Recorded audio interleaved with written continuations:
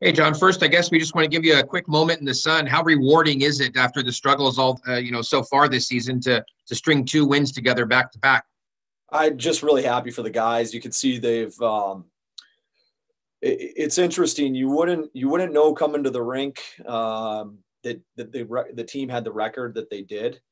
They've come every day exuberant. We had some hard meetings and some tough practices in here, but they respond very well, and their youth, I think, allows them to be, sort of like that yellow lab that kind of just keeps coming back with a good attitude and happy to be out at the rink. So that's a environment we've tried to foster despite things being not getting the result we wanted with wins and losses. We've tried to keep things energetic at the rink and excited. The guys feel like they're getting better every day, and we're trying to learn something every day. And so all the credit goes to the players on that. Their attitudes have been tremendous.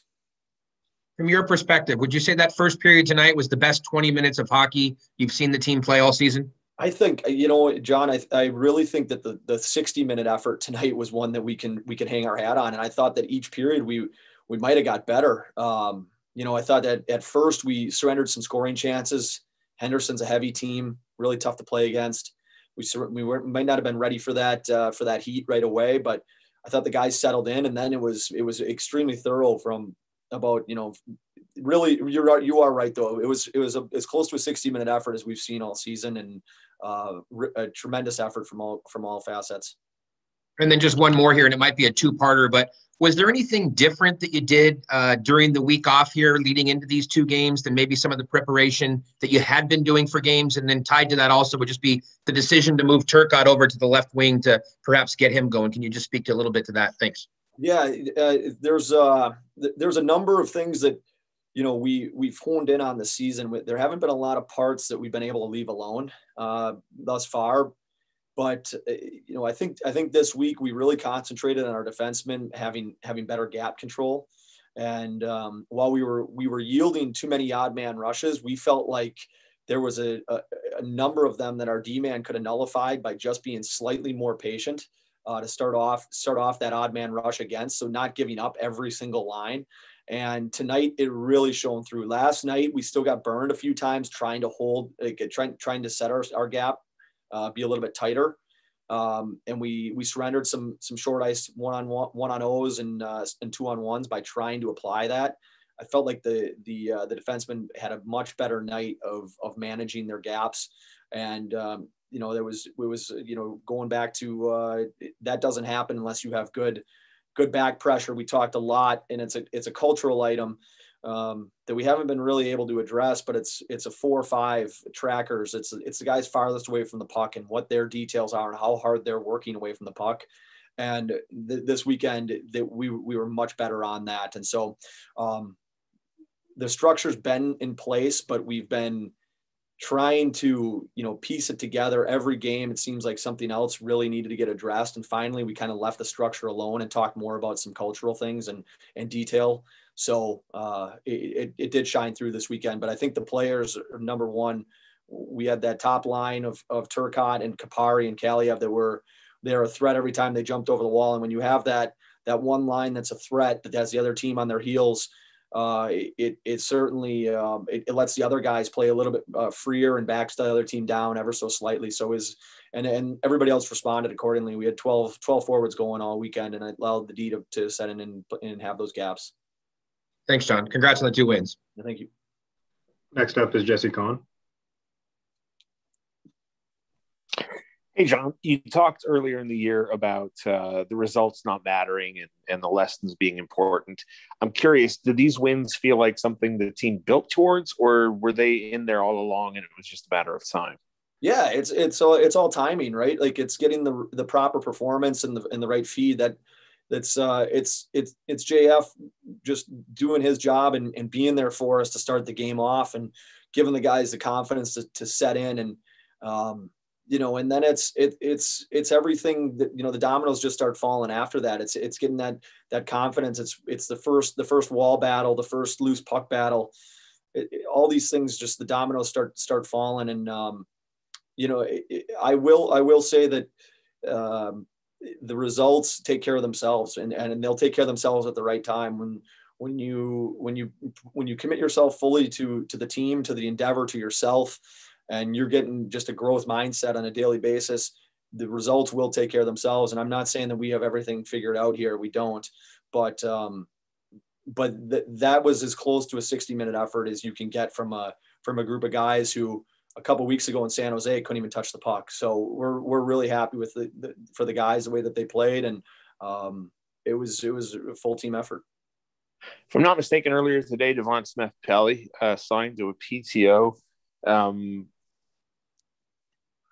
How much better does that make the team, adding a veteran like that? We'll find out. We got put in a tough spot. We believe in this group, but losing Madden for an extended period here, we're excited for Devontae to come in and hopefully churn on his career. And this can be a pedestal, I speak to the veterans about this all the time, is that when we bring the young guys along, not only does it make our team better, which makes the vets better, but it looks so much better. It looks great on your resume to be a leader on a team that it fosters an environment that brings and yields the young talent to be able to shine through and feel like they've got a little incubation from the other. They have some guys doing the heavy lifting for them, and that's what Devontae is going to be able to do. So we're hopeful that that he can time. He hasn't played in a while here, so we're hopeful that his timing can be as sharp as possible. But he's a hell of a player, and we're really excited for him to help us and for us to help him. Thanks, appreciate it. And last questions here from Patrick Williams. Yes, Coach. What does it mean for Alex Turcotte to get on the scoring sheet today? And what has kind of his path here been in the first month or so as a pro? Well, that's a tough question for me to answer. I think that with Alex, knowing him since he was 15 and getting to coach him for a couple of years, I know that he burns to win, and it's with everything, whether it's a face-off or a loose puck, trying to be the best in the gym, wants to shoot more pucks after practice than the next guy, and of course he wants to see numbers in his stat line. And that's what any elite player wants. They want to ultimately do it the right way, but they want to see those goals and those assists to pile up. And he's at a tough go. But I think the one thing that Alex can always bank on here, he comes into training camp and with the golden goal, in his pocket from the World Juniors, he's got to keep banking on that confidence that what a rare thing that is, and a resume piece to have. Then you miss all the timing. Like, it's great that you have the World Juniors, but then you miss a few weeks and your timing goes off. You're not in tune with the way that we're trying to play with the details and practices. And those are not small issues. Those are massive things for a group that we have. We're with the youth that we have up front. We really can't have any errors. Those guys need to get the heavy lifting, and they got to have their details down. So it's not surprising that Turks wasn't rewarded on the score sheet, but we will say this, that his analytics and the way that he drives play are off the charts. So we can always bank on that, and true to form, the result will come at the right time. And then with the gap control, you mentioned that you've been working on some of the cultural aspects of that. Are you also working on some of the cultural aspects on a larger scale with the team, with so much youth here, and guys have experienced a lot of setbacks early on and are still trying to buy into that message that you're selling? Yeah, and it's interesting, Patrick, because every day seems to kind of spring up a new message. There's motivations and things pop up that whether it's details from meetings, whether it has something to do with an assignment away from the rink that we've given them.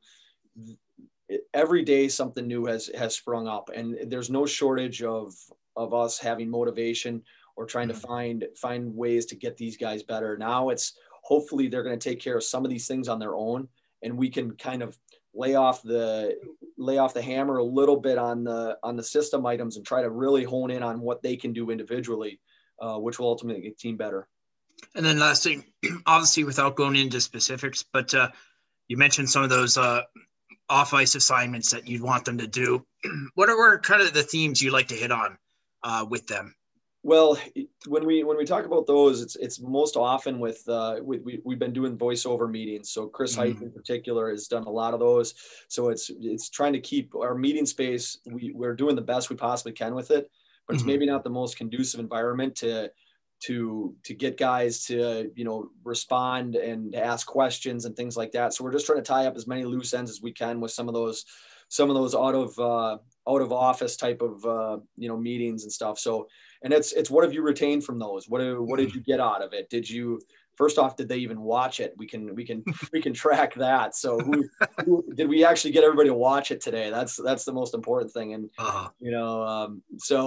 and then it's building off of that. So they really are kids. It's like sometimes they forget to do their homework, and it's up to us to help them along as best as possible. And when they do get together as a group, and when they've been able to have a week like we've had, and the results showed up. So we're excited for what we can bring. And now, of course, the mark of the professional is to see if we can remain consistent with it, or whether we think that things are going to be easy now that we've got a couple wins. Or is it just going to roll over for us, or team's going to be ready for us? And how are we going to dictate going forward? Great. Thank you. All right. Thank you, guys. Kirk, I guess first off, can you just walk us through your goal there and what it means to you to finally get your first AHL goal? Yeah, obviously, felt like it was taking forever to get it. It's nice to get out of the way. I think Coops just got the puck up off the half wall and rolled high and used his speed and skill. And I think I just got lost on the outside and cut to the middle, and they didn't see me. And Coops made a great pass to me, and lucky enough to pick a corner and put it in. So you had that little smirk there when you said it seemed like it's been taking a while. Is it something that's been bothering you and eating away at you a bit? Yeah, I think honestly,